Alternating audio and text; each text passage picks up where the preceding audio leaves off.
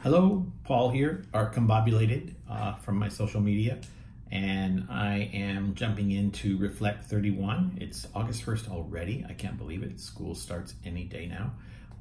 And the day one reflection challenge is, what is your why? So I have reflected, and I will probably refer to that, so I apologize. I know it's a video, but it's not going to be extemporaneous. It's going to be sort of a combination of what I've written and what comes out as we make this. Stories essentially are my why. I want to know. I want to know why. I want to wonder and dream and hope, and I just want to know. And I want to make things. I want to create.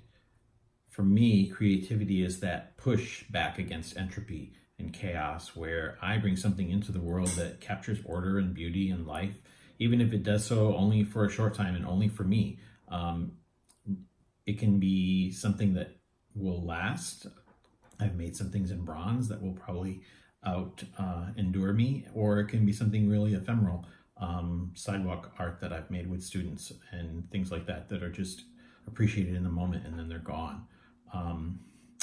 I reached a point in my life around 40 where I had an opportunity to change the course of what I did for a living, and I decided that I didn't want to go back to the career that I had previously, and that I really didn't want a career at all. What I wanted was a vocation.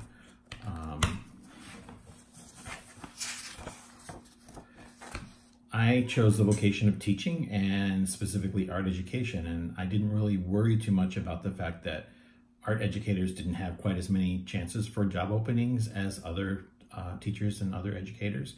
I just decided that I wanted to follow my passion, and so I chose art education. Through the course of the schoolwork that I had to do, because I did not have even my bachelor's at that point, I had to go back and finish a bachelor's, and I started off doing the basics, and eventually found myself at Texas State in a wonderful program where I could get my BFA and have art as my base and education as what I blended into that, and not education as my base and then sort of patch art to that. And I thought that was a really great choice. At Texas State, for the degree I wanted, they made you take coursework in all 9 of the different art disciplines that they offered. And so I literally, from semester to semester, would find myself in a new situation, learning or working with the media that I may have only, seen in the wings as I went through my creative life up to that point. I did coursework where I was working with young students at their elementary school, and we were combining poetry and art. And in some of the reading that I was doing, I came across Parker Palmer and really fell in love with his book, Let Your Life Speak. And he uses poetry pretty much throughout his writing as an intimate companion to his own words.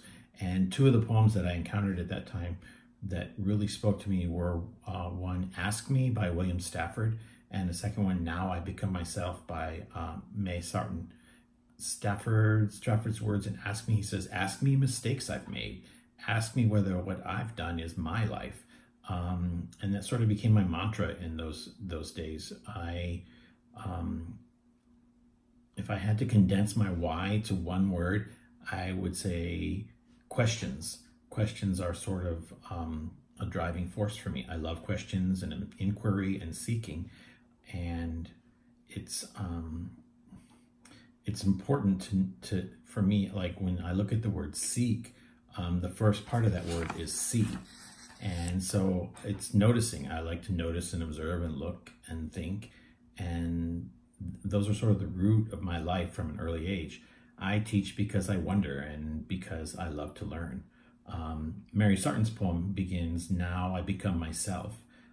It's taken time, many years and places. I've been dissolved and shaken, worn other people's faces. She just talks about, her past experiences where she may or may not have been being her true self, and now she is ready to become herself.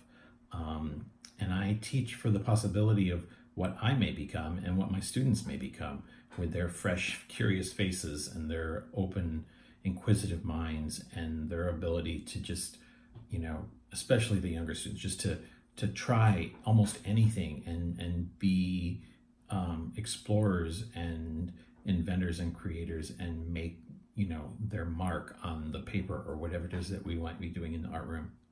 It's just amazing to me to be able to be part of that process, that become. And grammar sticklers may say become is a linking verb and not an action verb, but for me, I feel like become is an action verb. It's my most powerful action. I become, I begin to be. Part of the joy of teaching is that the learning is never one way or one-sided. I become, you become, we become. So that's my why.